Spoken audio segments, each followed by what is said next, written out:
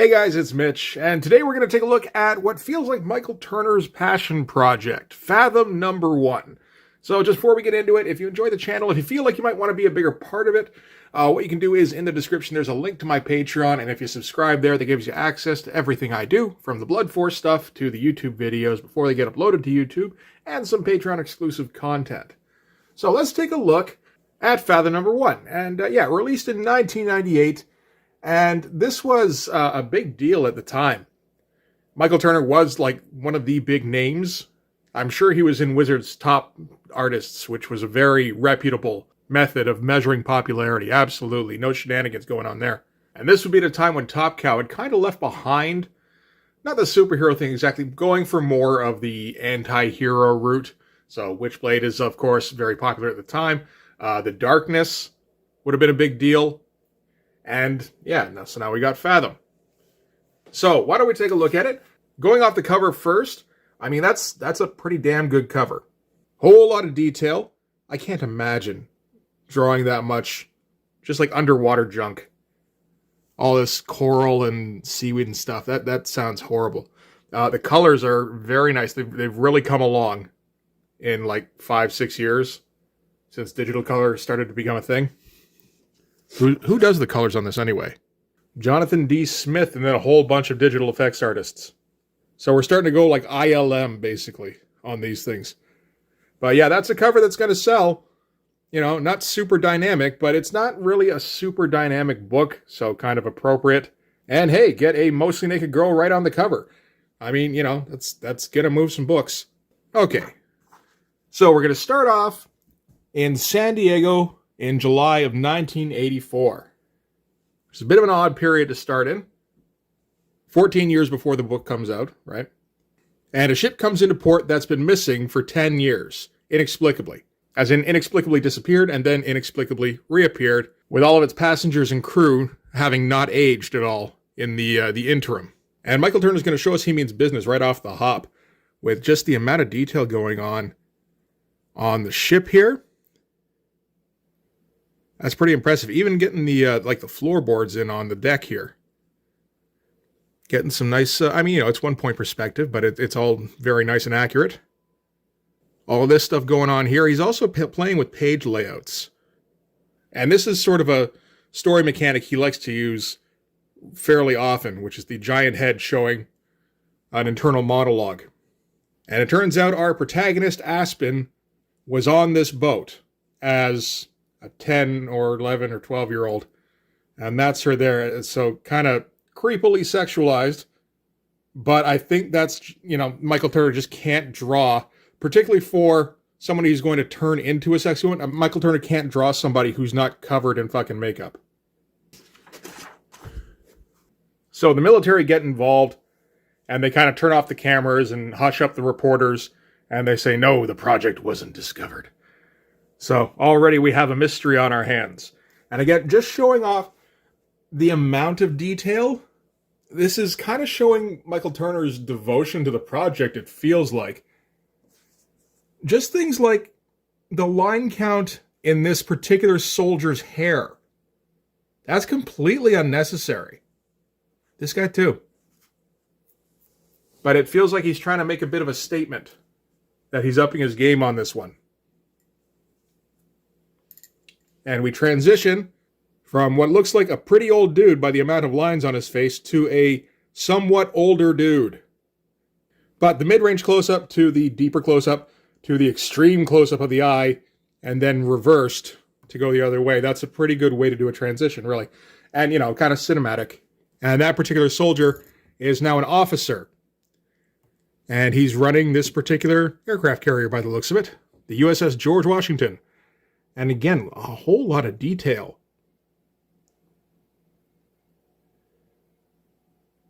I don't know. I never read anything about Michael Turner being involved with the military in any way.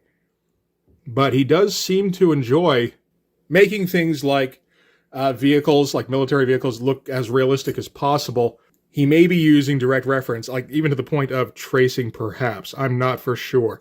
But there's some very exact detail going on here. And it looks great.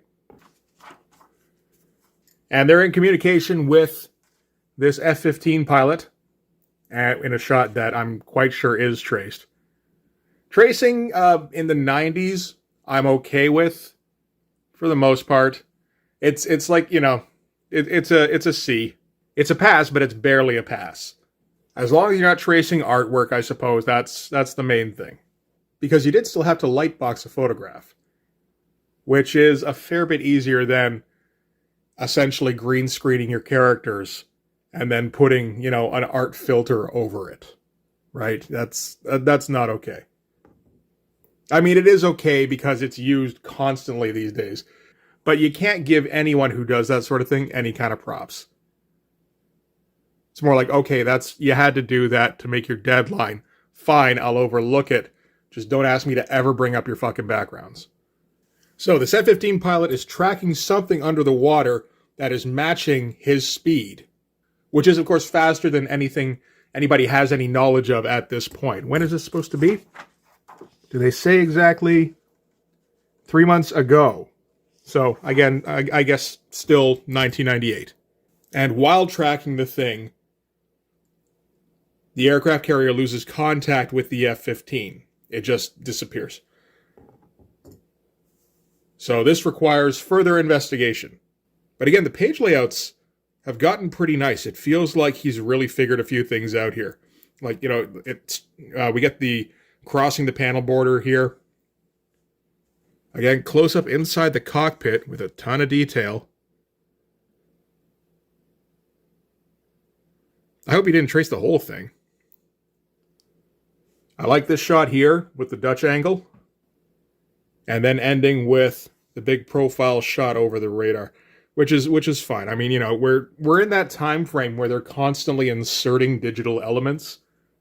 As long as they're not starting to become obtrusive, you can let it slide given the time period. And then we cut to girls swimming longly.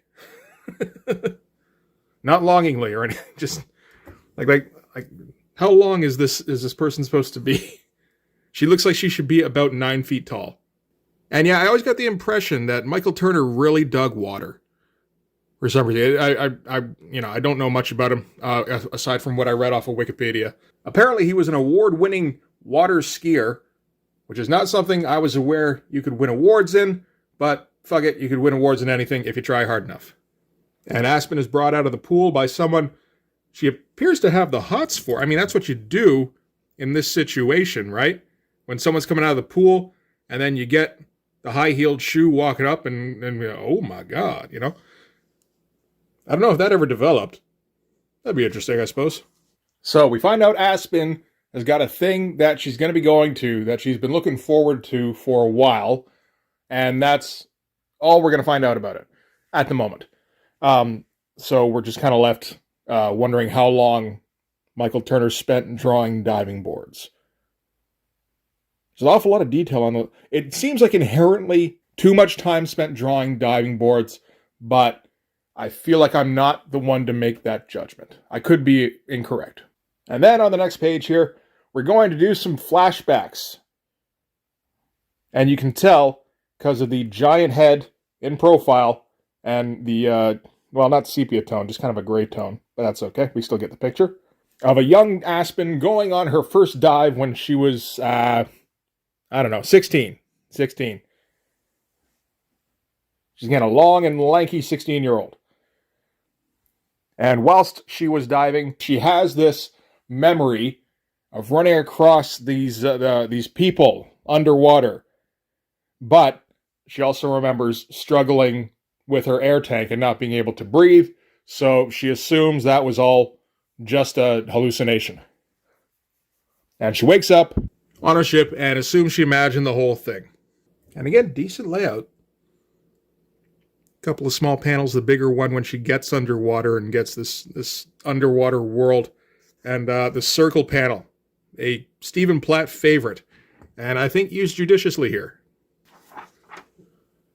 So she arrives on the aircraft carrier and finds out that her ex-boyfriend, some programmer dude who is also apparently an ace pilot or something, I don't know, and just cracks constant fucking jokes which I can't stand. I almost think it works in this case because we're supposed to not be able to stand this guy. But like, dude, fucking lay off for a second. Every fucking panel he's in, he has to start off with a shitty joke.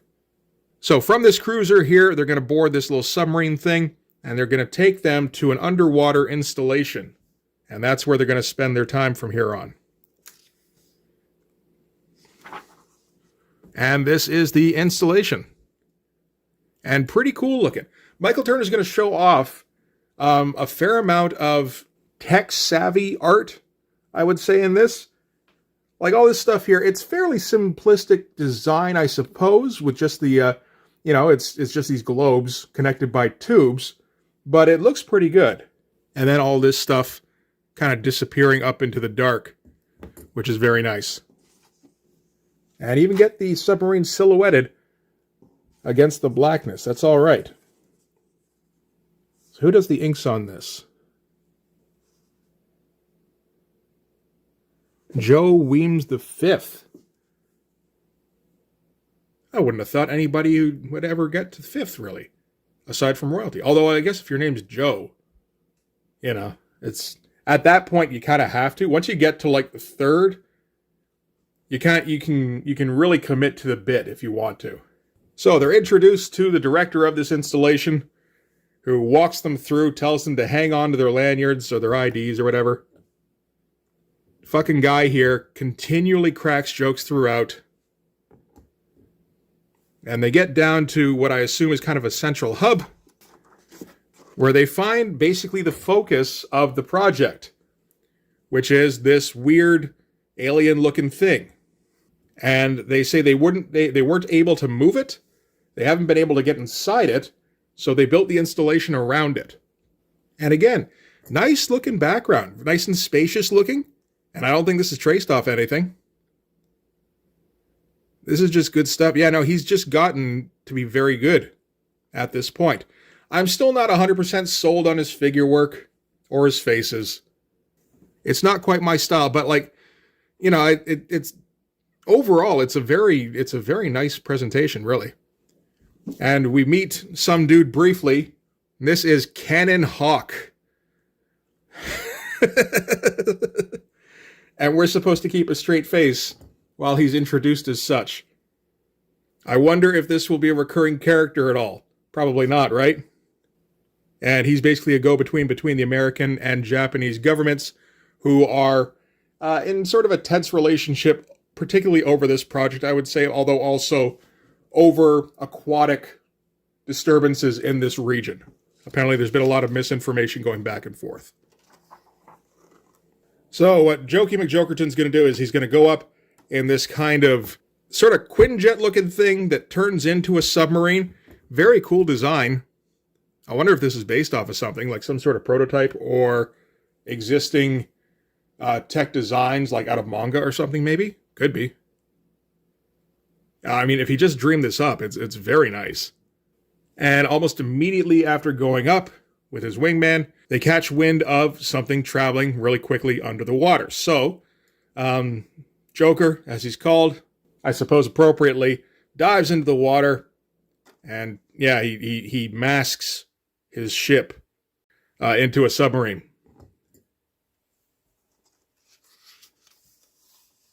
And again, cool looking stuff. Like the colors look good and everything, and the digital effects, but it doesn't look like he's using them for shortcuts at all. He's just drawing it all out. It's pretty wild stuff, really. So he's following it underwater, but he can't go as fast as the ship that's flying in the air. At least that's what I infer. The ship is able to track the craft that they're tracking a little bit better, and it surfaces and produces this tripod kind of thing, which shoots the wingman out of the sky. Cool shot. Like, this is an appropriate use of digital effects. And great looking explosion. So we cut back to Aspen, and she's examining the craft that, the installation's built around. And we get a little bit of detail about it, like, just what its consistency is, and trying to extrapolate how it might work in the water, which is all fine. And this is kind of stuff that, yeah, you should probably have in there at some point. This is just kind of a slow pace for me. Looks cool, though, and I like this kind of tech stuff again, too. It took me a second to realize that was basically like a helicopter rotor. And the head of the installation shows up at Aspen's quarters afterwards, tells her he's got something he's got to show her. This is like a couple of days in, so this is a little weird for the timing, but basically they've got a merman. And I suppose if you have to use a vertical double-page splash, that's a fine use of one there. Interesting choice with the head poking out of the circle panel border there, though. I think I'm okay with that. So cutting back to Joker, he's still chasing that craft, which is going super fast through the water, of course. And he's going to get revenge for his wingman because he's a fucking moron. So shoots a torpedo after it. And it kind of... Okay, I think what happens here is it basically becomes intangible for a second. And the torpedo keeps carrying on through. A little bit unclear there, but I mean, I don't know how you make that more clear, really. It's a weird idea to try to pull off in a comic. Cut back to inside the installation, and the collision alarm goes off because that torpedo is now headed straight for, the globe they're in, essentially. And that's when the merman decides to wake up. And that's it for issue 1. Oh, it looks like Witchblade is now up to issue 25, and I believe Michael Turner does draw that one, too. So that's interesting timing. And Fathom number 2 coming back. Again, not super dynamic, but decent splash cover kind of stuff. I assume that's what they're going to do. And we've got Tau, which doesn't look particularly great. And Stone, penciled by Will Portasio. Why? Did he stop Wetworks because he got bored? And there's that Silver Nottingham guy from, what was it? Witchblade. He's very fancy looking. Oh, and apparently you can get Mark Silvestri and Michael Turner original artwork at topcow.com. I wonder if that's still the case. I would guess probably not. Or if you could, it's going to be way too fucking expensive. And Darkness is up to number 17 already, eh? Shit. All right. So that's it for Fathom number 1. It's a good comic. Like I said, I don't like the pace overall. It's kind of slow. But it's not really going for that action-y kind of... It's more science fiction, I suppose, as much as anything. I don't know if it gets to more of an action feel. And I still am not a huge fan of the way Michael Turner draws people. Overall, just, I probably wouldn't buy more of this book if I had bought this back in the day. It is a good comic, though. As far as drawing everything, he's quite good. And Top Cow's pouring a bunch of resources into this with all the digital stuff going. This is the high-end stuff right at the time. Don't really recognize any of the other names. But yeah, it's very good. Again, not cheesecakey, at all. I think that was one of the main reasons I didn't buy this back in the day, because I assumed it was just cheesecake shots. And it's fuck it, I can get that out of any comic. But yeah, no, it was, like I said, I still probably wouldn't have bought too many of these. But yeah, maybe jumped the gun on the judgment there back in the 90s. Oh well, I've checked it out now, and now I can forget about it. So that's going to do it for this one. Thanks very much for watching. If you like this video, please hit like, hit subscribe, hit the notification bell so you know when the next one's coming out. Go and subscribe on my Patreon, and that's where you'll find all the Blood Force stuff and the YouTube stuff before it gets uploaded to YouTube, as well as some Patreon exclusives. And you can also follow me on Instagram. All right, so tomorrow we're going to finish up this particular week with Aphrodite 9, so that will kind of refill the pervometer a little bit. I gotta say, I've looked through that one. But yeah, that's going to do it. Thanks again for watching. I'll see you guys in the next one. Bye-bye.